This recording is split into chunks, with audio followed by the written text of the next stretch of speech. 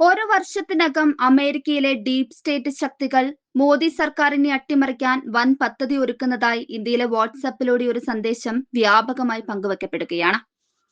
ഇംഗ്ലീഷിൽ പ്രചരിക്കുന്ന ഈ സന്ദേശത്തിന്റെ ഉറവിടം ആരാണെന്ന് അറിയാനായിട്ടില്ല. ഇന്ത്യയിൽ കുഴപ്പങ്ങൾ ഉണ്ടാക്കാനും മോദി സർക്കാരിനെ അട്ടിമറിക്കാനും യുഎസ് സർക്കാരിലെ ഒരു വിഭാഗം ഉത്തരവുകൾ പുറപ്പെടുവിപ്പിച്ചിട്ടുണ്ടെന്നും പറയുന്നു. രാജ്യത്തിന്റെ ശത്രുക്കളും രാജ്യദ്രോഹികളും ചേർന്ന് നടത്തുന്ന ഓപ്പറേഷൻ 37 എന്ന പദ്ധതി മോദി സർക്കാരിനെ അട്ടിമറിക്കാൻ ഇതിനകം ആരംഭിച്ചു കഴിഞ്ഞതായും പറയപ്പെടുന്നുണ്ട്. കുറഞ്ഞത് 37 BJP എംപിമാരെയെങ്കിലും സർക്കാരിൽ നിന്നും ഭിന്നിപ്പിച്ച് BJP വിഭജിക്കുക എന്നതാണ് രാജ്യവിരുദ്ധ ശക്തികളായ അമേരിക്കൻ ഡീപ് സ്റ്റേറ്റിന്റെ പദ്ധതി എന്നും പറയപ്പെടുന്നു.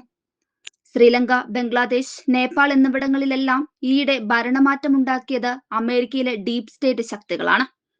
അമേരിക്കയിലെ ചില സമ്പന്ന ബിസിനസ് കുടുംബങ്ങൾ, രാഷ്ട്രീയ പാർട്ടികളിലെ നേതാക്കൾ, ആയുധ കച്ചവട കമ്പനികളുടെ പ്രതിനിധികൾ, അമേരിക്കൻ ചാര സംഘടനയുടെ പ്രതിനിധികൾ തുടങ്ങി ശക്തരായ ഒരു വലിയ സംഘം ഉൾപ്പെടെ സമാന്തര അധികാര വ്യവസ്ഥയാണ് അമേരിക്കൻ ഡീപ് സ്റ്റേറ്റ് എന്ന് വിളിക്കുന്നത്.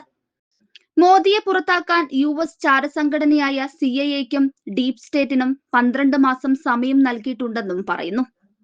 ജാതിയുടെയും പ്രാദേശിക വ്യത്യാസത്തിന്റെയും അടിസ്ഥാനത്തിൽ ആളുകളെ ഭിന്നിപ്പിക്കാനും വ്യാജ പ്രസ്ഥാനങ്ങൾ സംഘടിപ്പിച്ച് പൊതുസമാധാനം തകർക്കാനും കള്ളവോട്ട് പോലുള്ള തെറ്റായ ആരോപണങ്ങൾ ഒരു ഒഴികഴിവായി ഉപയോഗിക്കാനും രാജ്യദ്രോഹികൾ ഇതിനകം ഒരു പദ്ധതി തയ്യാറാക്കിയിട്ടുണ്ട്. ഉപരാഷ്ട്രപതിയായിരിക്കെ രാജിവെച്ച ജഗദീപ് ധൻഖറിന്റെ കേസ് ഇതിനൊരു ഉദാഹരണമാണെന്നും ഈ വാട്സപ്പ് സന്ദേശത്തിൽ പറയുന്നുണ്ട്. കുറഞ്ഞത് 37 BJP എംപിമാരെയെങ്കിലും ഭിന്നിപ്പിച്ച് BJP വിഭജിക്കുക എന്നതാണ് അവരുടെ ലക്ഷ്യം.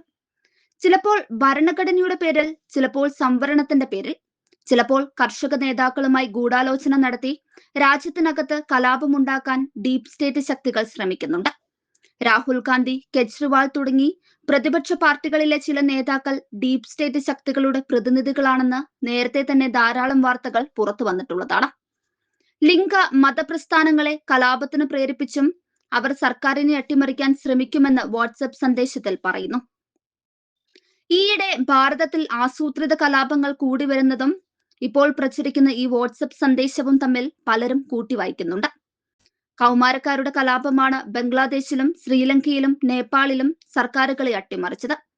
കഴിഞ്ഞ ദിവസം നോയിഡയിൽ കൂലി കൂടുതലിന് വേണ്ടി അവിടുത്തെ ഫാക്ടറികൾക്കെതിരെ മാവോയിസ്റ്റ് സംഘങ്ങളുടെ നേതൃത്വത്തിൽ ആസൂത്രിതമായി നടന്ന കലാപത്തിൽ 500 പേരെയാണ് യോഗി സർക്കാർ അറസ്റ്റ് ചെയ്തത്. ഈ കലാപത്തിൽ പങ്കെടുത്തത് 25-നും 40-നും ഇടയിൽ പ്രായമുള്ളവർ. ഇതുപോലെ ഏതാനും മാസങ്ങൾക്ക് മുൻപ് കശ്മീരിലെ ലഡാക്കിൽ സോനം വാങ്ചുക് എന്ന ഒരു NGO സംഘടനാ നേതാവിന്റെ നേതൃത്വത്തിലും കലാപം നടന്നു. നോയിഡയിലെയും ലഡാക്കിലെയും കലാപം പോലീസും അർദ്ധസൈനിക വിഭാഗവും ചേർന്ന് അടിച്ചമർത്തി.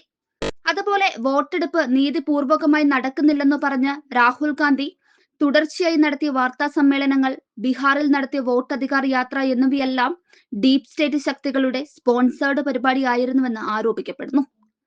മണിപ്പൂരിലും മിസോറാമിലും വിഘടനവാദികൾക്ക് സൈനിക ഗ്രേഡിലുള്ള ആയുധങ്ങൾ വിതരണം ചെയ്യാൻ അമേരിക്കയിലെ CIA-യുമായി ബന്ധപ്പെട്ട ഉദ്യോഗസ്ഥനും 6 ഉക്രൈൻകാരും എത്തിയെങ്കിലും അവരെ കൊൽക്കത്ത വിമാനത്താവളത്തിൽ നിന്നും അറസ്റ്റ് ചെയ്ത സംഭവവും ഞെട്ടിപ്പിക്കുന്നതായിരുന്നു.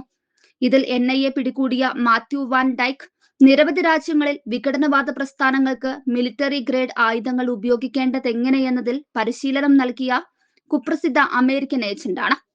അതുപോലെ ഇവരിൽ നിന്നും ഡ്രോണുകൾ പിടിച്ചെടുത്തു. ഈ ഡ്രോണുകളിലും വിഘടനവാദികൾക്ക് പരിശീലനം നൽകുന്നുണ്ട്. മ്യാൻമറിൽ കൊണ്ടുപോയാണ് മിസോറാം, മണിപ്പൂർ വിഘടനവാദികളെ പരിശീലിപ്പിക്കുന്നത്. ഈയിടെ മണിപ്പൂരിൽ കലാപം വർദ്ധിക്കുന്നതും ആശങ്കാജനകമാണ്. അതുപോലെ ചൈനയിൽ നടക്കുന്ന SCO സമ്മേളനത്തിൽ പങ്കെടുക്കാൻ പുറപ്പെട്ട മോദിയെ വധിക്കാൻ ബംഗ്ലാദേശിലെ ഒരു ഹോട്ടലിൽ നേരത്തെ മുറിയെടുത്ത് താമസിച്ച മറ്റൊരു അമേരിക്കൻ ഏജന്റിനെ അജ്ഞാതർ കൊലപ്പെടുത്തിയിരുന്നു.